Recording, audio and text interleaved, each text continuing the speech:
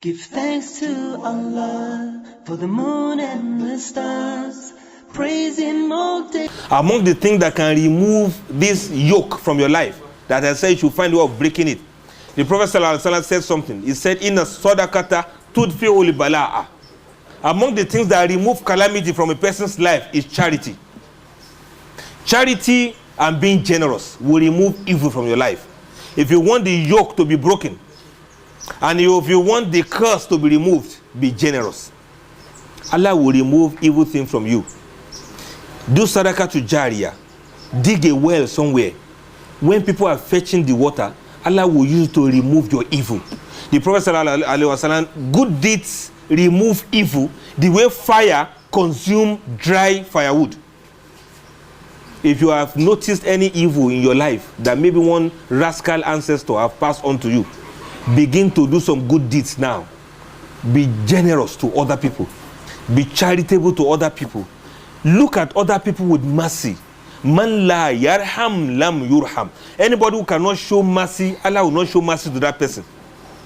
Let it be that you are going to be an answer to somebody else's prayer from today on. Check out those who need your help and help them. Check out those who cannot even ask for your help, assist them. Favor people so that you can receive favor. Bless people so that you can receive blessing. Look at somebody without talking to that person, begin to pray for that person in your mind, and you will see the angels will return 10 times of that prayer back to you. Pray for somebody else's child so that your own children can have al-barakah also. Do these things that the prophets of yore used to do. The Jews call it hand laying. In Islam, we don't know if it's a bid'ah or not to do so. That is when you lay hand on your children one by one and you bless them. You pray for them. You say, Sanusi, may Allah give you al-barakah. Say it consciously and directly without mincing words. Say, my daughter Aisha, you will never know any difficulty in your life. Say, Abu Bakr, Allah that blessed the Abu Bakr of those days. He became a caliph and he succeeded the prophet, and we are remembering his name now for righteousness. You are going to be righteous. Uthman, the other Uthman of those days, that Uthman was a righteous person. He was blessed. Allah is going to bless you. Abdurrahman, the Abdurrahman bin Auf of those days, Allah so blessed him. Abdurrahman said, when we got to Medina and people were sharing houses, giving their neighbors, Meccans were saying, come and take house here. He said, when he got to Medina, he said, show me the road to the market. I don't want women, I don't want money. Abraham said he got to the market and Allah put blessing in everything he did in the market. Abraham said if he packs sand like this, people will buy it from him. And was among the multi-millionaire, among the richest in the time of the Prophet. Sallallahu Alaihi Wasallam. That is al-barakah there we are talking about. Pray for your own Abraham. You are going to be blessed like that Abraham. And if you don't know any name of your child, that's why I said the seed of names is also very important. Don't give one name to your child. The name will translate to hustler or struggler. Then your child will begin to struggle till the end of her life. Look at these names and look at the meaning. Draw something from there. Don't name your child Lahab, so that when they want to call you Abu Lahabi. Give your child very good name. And because of that one, Allah is going to bless you. Now, there's a difference between a curse and a trial from Almighty Allah. The line between them is very tiny. It's very tiny. You have to be Allah before you know the difference. Or Allah has to reveal it to you before you know the difference. And most of the time, Allah doesn't reveal it.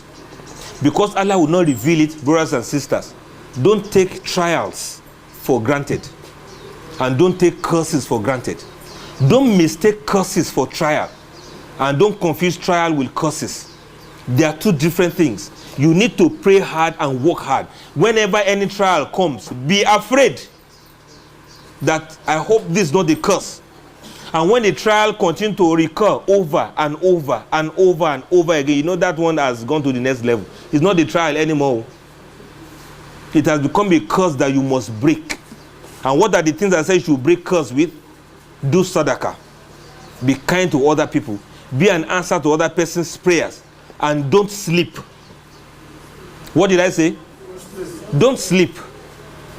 How can you have fire on your roof and you go to sleep. How can your life be going like this in this pattern? You are still sleeping all through the night. You don't know that you should wake up and begin to cry for Allah. And begin to tell Allah, look, I don't want this thing anymore. Tell Allah it is enough. If you keep quiet, you'll be like Ayuba, who was ill for a long time and he kept worshiping and worshiping until the day he said, oh Allah, it is enough. Oh, Allah said, oh, I thought you liked it. Oh, I thought you were enjoying it. I'm not enjoying it, it's okay. Wa Ayuba idnada rabbahu anni masani ad-dur wa anta arhamur rahimin fastajabna lahu wa kashafna ma bi min dur wa atayna ala wa mithla ma'ahum rahmatan min indina wa dhikra lil alamin. When this calamity became plenty, he was just he had so much iman. Me, I don't have iman. Oh Allah, I can't suffer. I don't have iman for sickness. Oh Allah, remove it from me if I'm sick and protect me from sickness. Protect me and my family from sickness. If you like, don't say that for yourself. You say, oh Allah, let your doctors resume from this strike. If that's your own dua, you are on your own. Let the doctor resume so that you not die of sickness. Pray that the sickness will not even come in the first place. If it comes, take medicine, treat yourself and pray, oh Allah, remove this from me. Talk to Allah now, complain to Allah. Do you have any other God apart from Allah? Why are you sleeping and not holding him? If it's tasbih, hold tasbih and begin to cry to Allah. And so Allah, I don't want this one again. I don't want debt anymore. I want to have a life when I'll be free of debt. I want to have a life when I'll be free of suffering. I want to have a life when I'll be free of wanting to do something and never succeeding. Why will I start something and I'll not be able to finish it? Is it not the same you that made all those who are succeeding? Look, I don't want my children to go my own way. I want them to be better. I want them to be successful. Instead of you crying and changing schools of your children because your children are not doing well, pray Allah should give them the brain. Is it not somebody else's child that is coming first in the class? Your child came 32 last exam. 32 out of 31. Yes, the 32nd child has been is no longer coming to school. They still counted it mistakenly that your child is 32 out of 31. Number in class 31. Position 32. Well, maybe it will not happen like that. I pray it shouldn't happen. But your child is coming 32 and you are complaining. Don't complain too much. You begin to pray and cry to Allah. Don't you remember the designer baby that Zachariah asked for?